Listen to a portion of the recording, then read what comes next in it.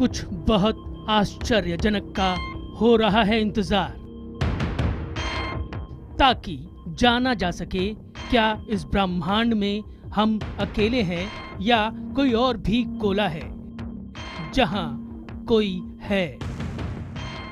सवाल पुराना है, क्या ब्रह्मांड में कहीं और पृथ्वी जैसे ही किसी ग्रह में हमारे जैसी कोई दुनिया है? बरसों से जाने माने वैज्ञानिक तक यकीन करते आए हैं कि हम अकेले नहीं हैं। We believe that life arose spontaneously on Earth, so in an infinite universe, there must be other occurrences of life. मानने वाले ये तक कहते हैं कि ब्रह्मांड में हमसे ज्यादा बुद्धिमान, हमसे ज्यादा ताकतवर और आधुनिक तकनीक वाले लोग हैं। वक्त वक्त पर वो अपनी मौजूदगी का इशारा भी करते हैं। पृथ्वी पर घबराहट न फैले, इसलिए सरकारें सच छुपा लेती हैं। पिछले महीने नासा पर आरोप लगा कि उसने इंटरनेशनल स्पेस स्टेशन से टेलीकास्ट होने वाले धरती के लाइव वीडियो फीड को अचानक रोक दिया, क्योंकि इसमें 3 उड़न तश्तरी दिख रही थी। पृथ्वी से लौट रही थी उड़न तश्तरी। कहा यह भी जाता है कि जिस अपोलो 11 मिशन के जरिए इंसान ने चांद पर पहला कदम रखा, उस मिशन के अंतरिक्ष यात्रियों का एलियन से हुआ था सामना। चांद पर थे एलियन। कहा यह भी जाता है कि 1947 में हादसे का शिकार हुई थी उड़न तश्तरी। अमेरिका के रोजवेल में हुआ था हादसा। हादसे के बाद बरामद हुई थी एलियन की लाश। ऐसे हजारों दावे हैं, लेकिन कोई नहीं जानता एलियन है या नहीं। लेकिन अब सवालों का मिलने वाला है जवाब। शुरू हो गया है एलियन की खोज का सबसे बड़ा अभियान। मशहूर वैज्ञानिक स्टीफन हॉकिंग, दुनिया भर के जाने माने वैज्ञानिक और रूसी अरबपति यूरी मिलनर करेंगे एलियन की सबसे बड़ी खोज। It's time to commit to finding the answer to search for life beyond Earth. The breakthrough initiatives are making that commitment. We are alive, we are intelligent, we must know.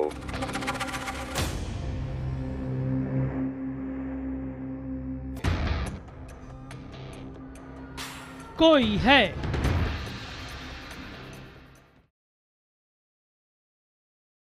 नमस्कार, special report में आपका स्वागत है। मैं हूं आकाश सोनी। आपने फिल्मों में एलियंस देखे होंगे। हाल ही में फिल्म पीके का किरदार किसी दूसरे गोले से आया था, लेकिन क्या किसी और गोले पर पीके की तरह इंसानों जैसे बुद्धिमान प्राणी हैं? वैज्ञानिक कहते हैं इस संभावना से इनकार नहीं किया जा सकता, मगर क्या हम उन्हें खोज सकते हैं? इसकी राह में कई रोड़े हैं। सबसे बड़ी दिक्कत इतनी बड़ी खोज के लिए पैसे की थी, लेकिन अब रूसी अरबपति यूरी मिलनर एलियंस की खोज के लिए तकरीबन 630 करोड़ रुपए लगाने के लिए तैयार हैं। और साथ ही है बहुत सारे वैज्ञानिक, जिनमें स्टीफन हॉकिंग का नाम शामिल है। माना जा रहा है कि अब मिल सकता है जवाब, क्या हमारे जैसा ब्रह्मांड कोई और भी है?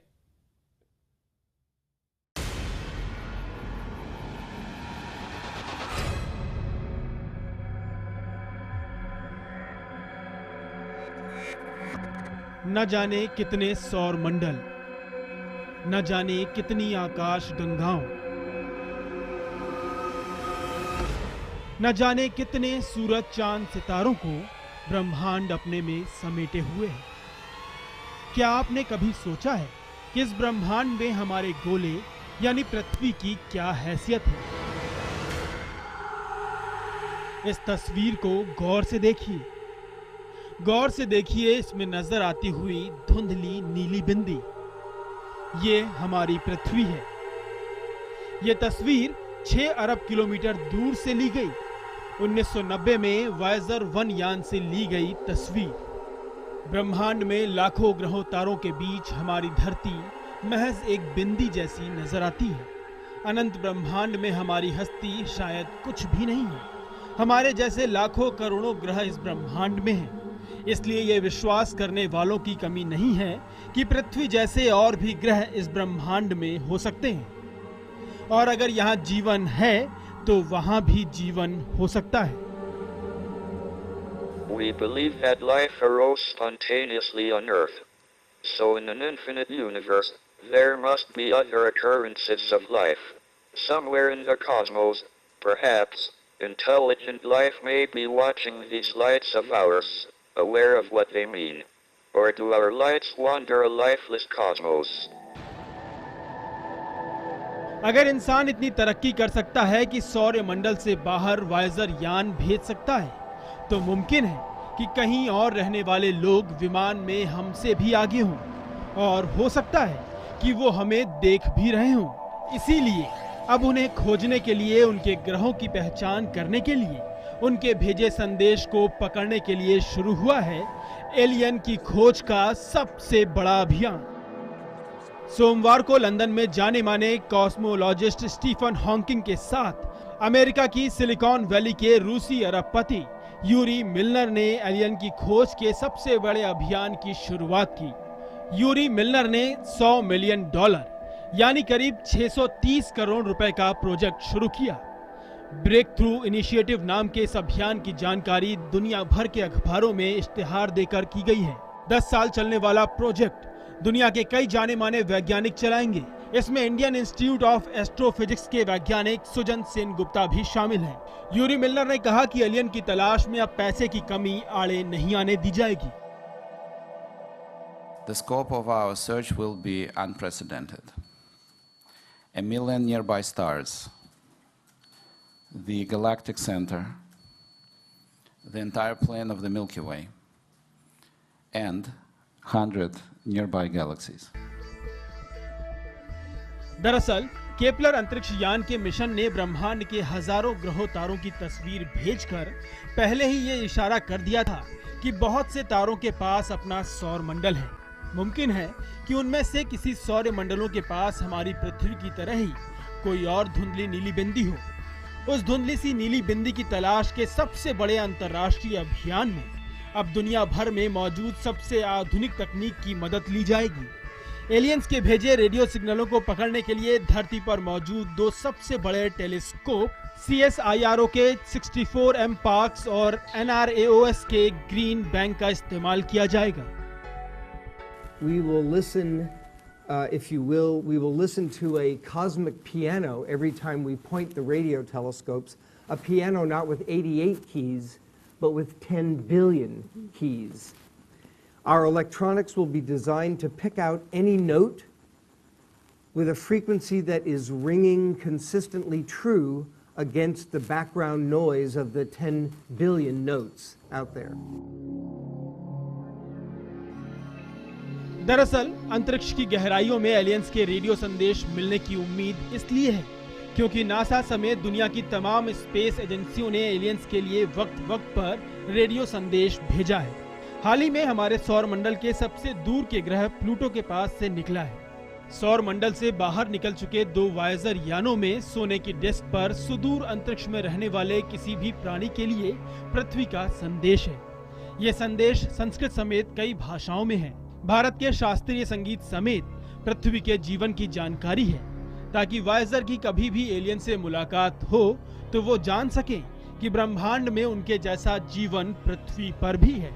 लिहाजा उम्मीद है कि जैसे हमने एलियंस के लिए संदेश भेजे हैं, वैसे ही एलियंस ने भी धरती के लिए संदेश भेजे हों। हमको मालूम पड़ना पड़ेगा कि हमारा पृथ्वी जैसा ग्रह है और कोई ग्रह, स्टार और जो कॉन्स्टेलेशन है, इसमें कोई लाइफ का कोई सोर्स होता है। ब्रेक थ्रू इनिशिएटिव में टेलीस्कोप के साथ दुनिया भर के 90 लाख कंप्यूटर जुड़ेंगे, जिन्हें लोग स्वेच्छा से इस अभियान से जोड़ रहे हैं। टेलीस्कोप और लाखों कंप्यूटर का ये जाल ऐसा ग्लोबल सुपर कंप्यूटर रचेगा जिसके कैलकुलेशन से एलियन का शायद ही कोई संदेश बच पाएगा। जाहिर है, अनंत ब्रह्मांड में हमारे जैसा अगर कोई है तो अब वो हमारी पृथ्वी की निगाह से बच नहीं पाएगा। अहमदाबाद से जनक दबे के साथ ब्यूरो रिपोर्ट IBN 7। आपने कभी सोचा है कि कोई एलियन आपके सामने आकर खड़ा हो जाए तो क्या आप उसको पहचान पाएंगे? ऐसा मैं इसलिए पूछ रहा हूं क्योंकि एलियन शब्द जैसे आता है तो हमको फिल्मों में तस्वीरें दिखती हैं वैसा कुछ याद आता है कि चमत्कारी गैजेट से, उड़न तश्तरी से, UFO से कोई प्राणी आया और वो या तो बहुत भयानक दिखेगा या बड़ा प्यारा सा लगेगा। लेकिन मुमकिन है कि फिल्मों में जैसे एलियन हम सोचते हैं वैसे हो ही नहीं। अमेरिका की स्पेस एजेंसी नासा इस पर बाकायदा शोध कर रही है।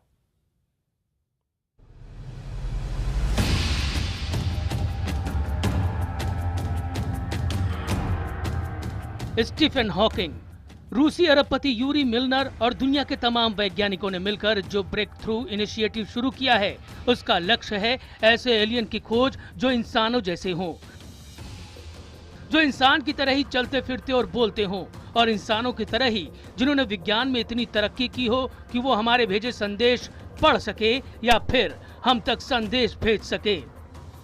यानी ये इंटेलिजेंट एलियन की खोज है।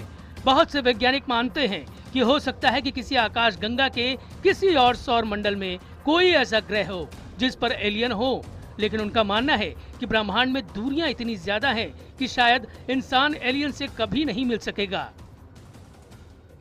एलियन का अस्तित्व अगर आप पूरी यूनिवर्स में सोचें तो हमेशा से ही साइंटिस्ट भी ये बिलीव करते हैं कि ये पॉसिबिलिटी हमेशा रहेगी, बिकॉज हम लोग पूरे यूनिवर्स में अकेले नहीं हैं। लेकिन क्योंकि इतने ज़्यादा स्टार्स इतने अपने आप से दूर हैं कि हम लोग एक दूसरे को देख नहीं पाते हैं। लेकिन बहुत से वैज्ञानिक ऐसा नहीं मानते कि इंसान को कभी एलियन मिलेंगे ही नहीं। नासा और भारत की इसरो समेत तमाम स्पेस एजेंसियां मानती हैं कि दूसरे ग्रहों पर भी जीवन हो सकता है। इसलिए अप्रैल 2015 में नासा ने एलियन की खोज का अभियान शुरू किया है। नासा के अभियान का नाम है nexus for exoplanet system science. मकसद है सौर मंडल के बाहर एलियन की तलाश। लेकिन एलियन की खोज का ये अभियान दूसरे ग्रहों पर जीवन की तलाश है। यानी जरूरी नहीं कि नासा जिस एलियन को खोज रहा है वो इंसानों जैसे बुद्धिमान प्राणी हो। वैज्ञानिकों का मानना है कि दूसरे ग्रहों पर ठीक उसी तरह से बैक्टीरिया और वायरस पनप रहे होंगे जैसे कि अरबों साल पहले धरती पर पनपे थे। इसलिए नासा समेत भारत का इसरो भी चांद से लेकर मंगल तक अपने स्पेस मिशन भेज रहा है। चांद और मंगल पर पानी और मीथेन की मौजूदगी उम्मीद जताती है कि वहां जीवन पनप सकता है। मंगल जो है हमारे सौरमंडल का एक ऐसा ग्रह है जिसकी ओर सभी देशों की निगाहें हैं, और उसकी वजह यह है कि पूरे सौरमंडल में धरती से मिलता जुलता कोई ग्रह, सबसे ज़्यादा मिलता जुलता ग्रह तो मंगल है। हालांकि मंगल पर धरती जैसी हवा नहीं है, हवा काफ़ी कम है, लेकिन मंगल पे काफ़ी सारा पानी भी। जी हाँ, सौर मंडल का मंगल ग्रह और सौरमंडल के बाहर के कुछ और ग्रहों में जीवन पनपने के हालात हो सकते हैं जहाँ इंसान भी जाकर बच सकता है। लेकिन जिस एलियन की खोज स्टीफन हॉकिंग और उनकी टीम कर रही है, उस एलियन का मिल जाना फिलहाल दूर की कौड़ी लगती है। Bureau report, IBN 7। Special report में एक बार फिर आपका स्वागत है। 630 करोड़ रुपए खर्च करके जाने माने वैज्ञानिक स्टीफन हॉकिंग और रूस के अरबपति यूरी मिलनर एक साथ एलियंस को खोजने की कोशिश कर रहे हैं। ये अब तक का ऐसा सबसे बड़ा अभियान है। ये 10 साल तक चलेगा, और इतने लंबे अभियान में अगर कभी एलियंस की मौजूदगी का सबूत मिल जाए तो हैरानी नहीं होनी चाहिए। लेकिन सवाल यह है, अगर वो एलियन इंसानों से ज्यादा बुद्धिमान निकले तो क्या होगा? वो दोस्त की तरह मिलेंगे या दुश्मन की तरह? हॉलीवुड से लेकर बॉलीवुड तक तमाम फिल्मों में एलियन की कल्पना की गई है, लेकिन कल्पनाओं से अलग ये सवाल कायम है कि अगर एलियन हैं तो वो कैसे होंगे? इंसान से बुद्धिमान एलियन दोस्त हैं या दुश्मन? वैसे एलियन से संपर्क की पहली कोशिश 1972 में वैज्ञानिक कार्ल सेगान और फ्रैंक ड्रेक ने की थी, जब उन्होंने अमेरिकी यान पायनियर 10 पर एलियन के नाम मानव सभ्यता का पहला संदेश भेजा था। बाद में वाइजर समेत कई अंतरिक्ष अभियानों में एलियन के लिए संदेश भेजे गए। लेकिन ब्रेक थ्रू इनिशिएटिव से जुड़े स्टीफन हॉकिंग ने इंसान से ज्यादा बुद्धिमान एलियन से संपर्क करने के खिलाफ आगाह किया है। उन्होंने कहा है, हम एलियन के बारे में ज्यादा नहीं जानते, लेकिन इंसानों के बारे में जानते हैं। हम जानते हैं कि ज्यादा उन्नत सभ्यताएं कम उन्नत सभ्यताओं को बर्बाद कर देती हैं। अगर कोई सभ्यता हमारे संदेश पढ़ने में सक्षम है तो वो हमसे तकनीक में अरबों साल आगे हो सकती है। हमसे ज्यादा ताकतवर वो लोग हमें शायद उतना ही कीमती समझें जितना हम बैक्टीरिया को समझते हैं। 2009 में आई हॉलीवुड की सबसे बड़ी हिट अवतार भी इस सोच को मजबूत करती है, जब इंसान दूसरे ग्रह के कम उन्नत एलियंस को अपने फायदे के लिए बर्बाद कर देते हैं। ये मानने वालों की कमी भी नहीं है कि एलियंस इंसानों के साथ ऐसा बर्ताव कर चुके हैं। यह हादसा तब हुआ था जब इंसान ने चांद पर पहला कदम रखा। कुछ साल पहले रूसी अखबार प्रावदा में छपी खबर का यकीन करें तो अपोलो 11 के चांद पर उतरने से पहले चांद पर एलियंस का कब्जा था। रूस के सेंट्रल टेलीविजन चैनल RTR की एक डॉक्यूमेंट्री में भी अमेरिकी अंतरिक्ष यात्रियों के हवाले से यही दावा किया गया है। ये अभी तक उस एक थ्योरी का पार्ट है जिसको हम लोग कॉन्स्पिरेसी थ्योरी बोलते हैं, कि जिसमें लोगों ने ज़्यादातर ऑथर्स जो US में थे उन्होंने बोला था कि आदमी कभी चांद पर पहुंचा ही नहीं, और उसमें वहां पर एलियंस को मिले बाई चांस, और उन्होंने कुछ बोला कि यहाँ पर मत आओ। 40 साल के दौरान किए गए तमाम दावों के मुताबिक इंसान के पहुंचने से पहले चांद पर थी एलियंस की बस्ती। चांद से एलियंस पृथ्वी पर रखते थे नजर। एलियंस ने चांद पर इंसानों के आने का किया था विरोध। कहा जाता है कि एलियंस की मौजूदगी की खबर अमेरिकी अंतरिक्ष यात्रियों ने नासा के कंट्रोल रूम को भी बताई थी, लेकिन सरकार ने बातचीत के टेप नष्ट करवा दिए। इसीलिए नासा के आर्काइव में इंसान की पहली चंद्र यात्रा अपोलो 11 से जुड़ी कंट्रोल रूम से बातचीत का ऑडियो और मिशन का वीडियो मौजूद नहीं है। नासा का कहना है कि वो चोरी हो चुका है। लेकिन साल 2008 में 1971 के अपोलो 14 मिशन के अमेरिकी अंतरिक्ष यात्री डॉक्टर एडगर मिशेल ने एक इंटरव्यू में दावा किया कि एलियंस ने कई बार इंसानों से संपर्क किया। उन्होंने बताया है कि कैसे दिखते हैं एलियंस। एडगर के मुताबिक एलियंस छोटे कद के हैं, दिखने में वो अजीब से होते हैं, उनकी आंखें और सिर बड़ा होता है। इंटरव्यू में एडगर ने यह भी दावा किया कि सरकारें लंबे वक्त से एलियंस का वजूद छुपा रही हैं। नासा ने कुछ वहाँ मिशन पर कुछ ऐसी चीज़ें छोड़ी थी जो अभी तक वहाँ पर है मून के ऊपर, और जिसके द्वारा हम लोग मून से पृथ्वी की दूरी का हर रोज़ अंदाज़ा जो है एक्यूरेटली लगाते हैं लेज़र को फायर करके। तो ये सब इसीलिए हुआ क्योंकि हम लोग चांद पर गए थे और वहाँ ऐसा कुछ नहीं है। आप मानिए अगर वहाँ अभी एलियंस होते तो जो चांद पर हम लोग छोड़ के आए थे उसको वहाँ से हटा सकते थे वो, लेकिन वो सब अभी का वहीं पड़ा हुआ है। माना जाता है कि चांद पर मौजूद एलियंस ने अपोलो 11 और उसके बाद के सभी 7 मिशंस का विरोध किया था। इसीलिए अपोलो 17 मिशन के बाद नासा ने अपोलो 18, 19 और 20 मिशन को रद्द कर दिया था। Bureau report IBN 7।